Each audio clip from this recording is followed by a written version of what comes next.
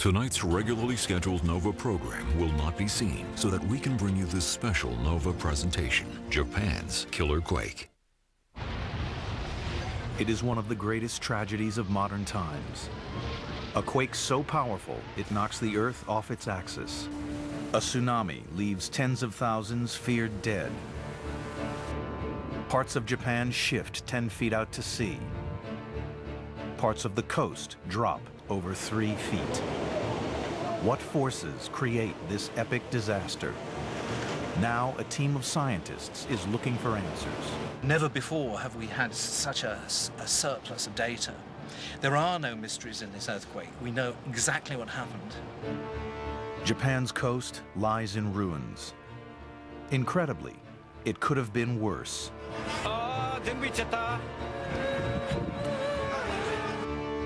Scientists' understanding of earthquakes and tsunamis saved lives. But as this disaster shows, there is much more to learn. Japan's Killer Quake, right now on NOVA.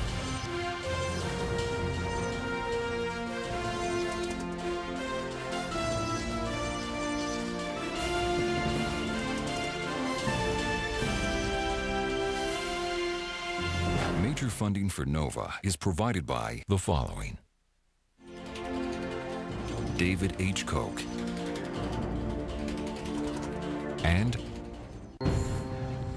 Discovering New Knowledge. HHMI.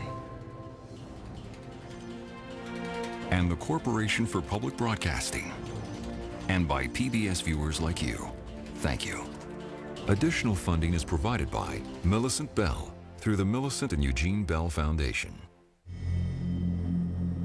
It is 96 hours since Japan's largest earthquake in 1,000 years strikes. Professor Roger Billum from the University of Colorado is one of the first geologists to survey the aftermath. So we're flying right over the coast right now, and much of the coast has sunk about a meter.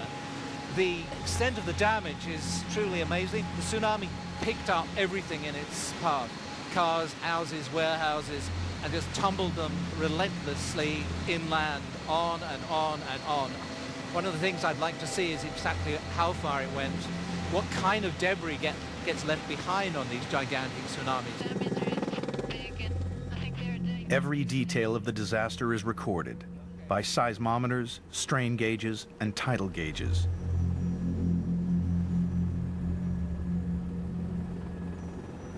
Now Billum looks to piece it all together to find out exactly what happened and why so many lives have changed forever.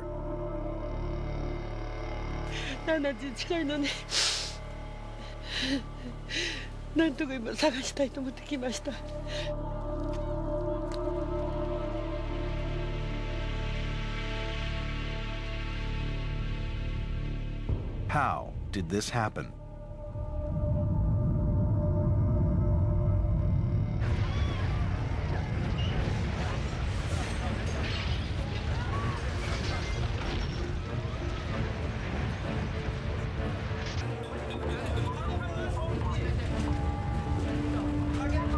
March 11th, 2011, 2:46 p.m. Japanese time. 60 miles off the northeast coast, a massive earthquake.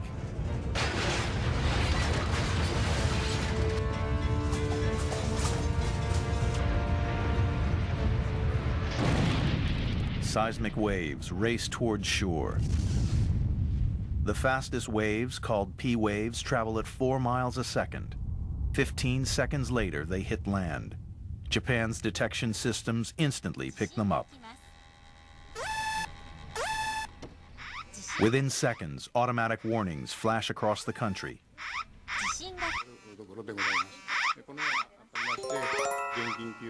A computer-generated announcement interrupts a Japanese parliament broadcast.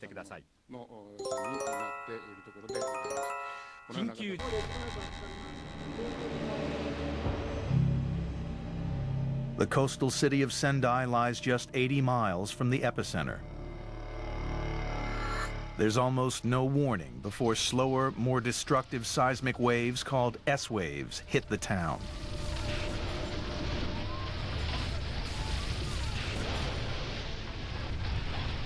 These slower S waves violently shake the ground from side to side. These are the waves that make earthquakes so damaging.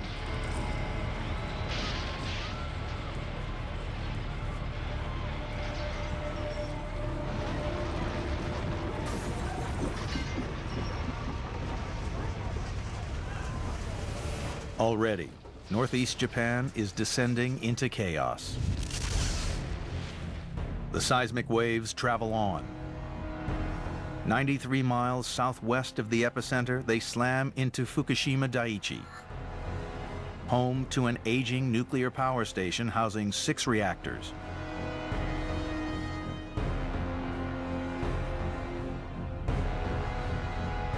This video from a hospital near the reactor reveals the earthquake's power. Sensors at the plant automatically shut down the reactor cores. The reactors are in lockdown when the S waves hit, but the intense heat generated from the nuclear reaction process does not simply dissipate. When you think shutdown, you think, the danger's gone because it's shut down. But the reactor core was still extremely hot. You know, if you have a pan in the oven and you shut the oven off, that oven continues to heat inside even after you've turned it off. With the reactors stopped, there's no power to drive the cooling pumps. The reactor cores heat up. Emergency diesel generators take over, pumping coolant through the reactor. The Fukushima plant survives the earthquake intact. Scientists 3,800 miles away at the Pacific Tsunami Warning Center in Hawaii receive emergency alerts.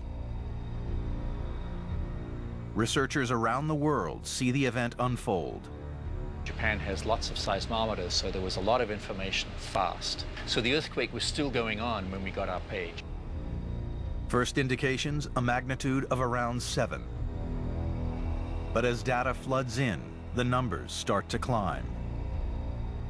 7.5, 7.7, up into the 8s. The immediate reaction of everybody was, that's not right, because in the history of Japan, there has never been an earthquake larger than 8.4. Really heightened the intensity of what we were doing, because we knew we were dealing with something very big and something that could affect the whole Pacific Basin. We realized, oh, this is it. And then immediately you realize, this is horrible for Japan. The source of this disaster lies 62 miles off Japan's coast. 4 miles below the surface, the Earth is distorting, caught in a vast slow-motion collision.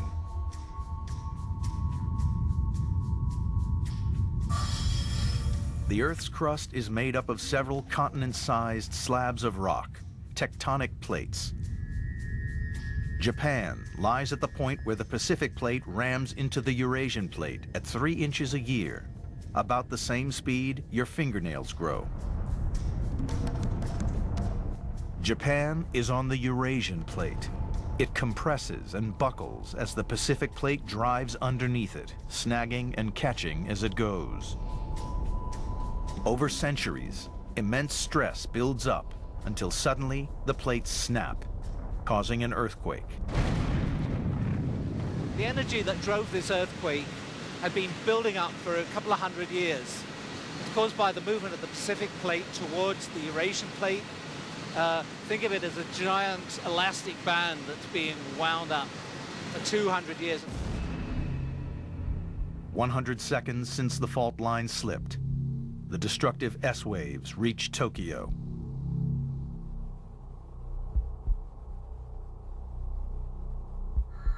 Tokyo 渋谷のスタジオが非常に大きく揺れています。東京の渋谷のスタジオが大きく揺れています。 The city has 60 seconds warning. The quake lasts an unprecedented 5 minutes.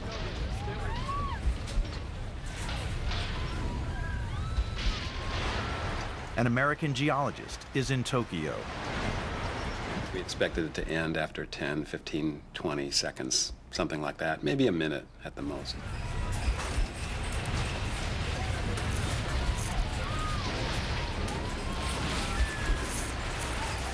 About minute 3 or 4, we were just all kind of astonished that it just kept going and going and going.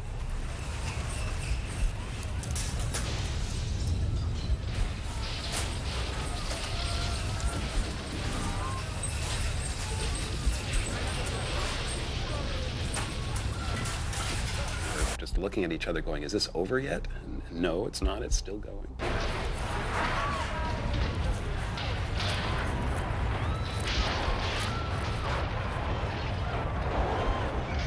What is different about a big earthquake is that it begins, but it doesn't stop.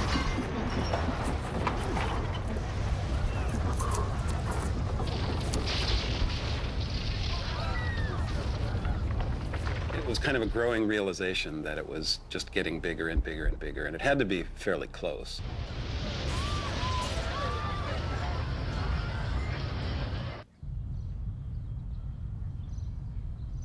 An American tourist captures the ground opening up at his feet.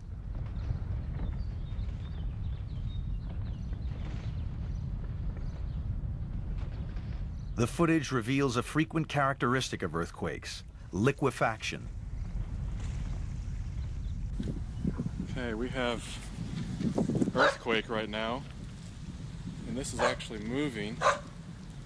Can you see the cracks moving?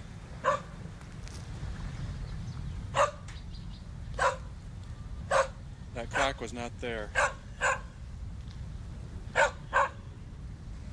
The crack is getting bigger and smaller, going back and forth. And there is water coming up all over in the park right now. Loosely packed and waterlogged ground near the surface starts to behave like a liquid. As the ground compresses, liquefied dirt pumps to the surface.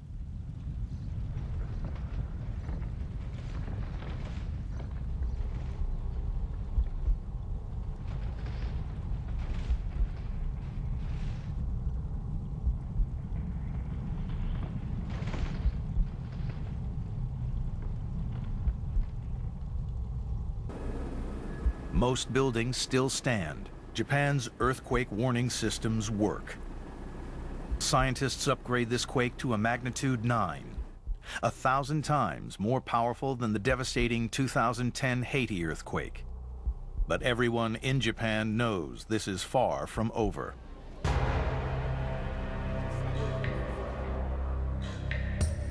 The earthquake's explosive energy is about to unleash another destructive force. For centuries, the Eurasian plate is dragged downward by the Pacific plate grinding under it. The whole upper plate behaves just basically like a rubber block. It just compresses, and like a spring like this. And when the earthquake happens, it springs back. The upward motion thrusts a 4-mile deep mass of water upwards.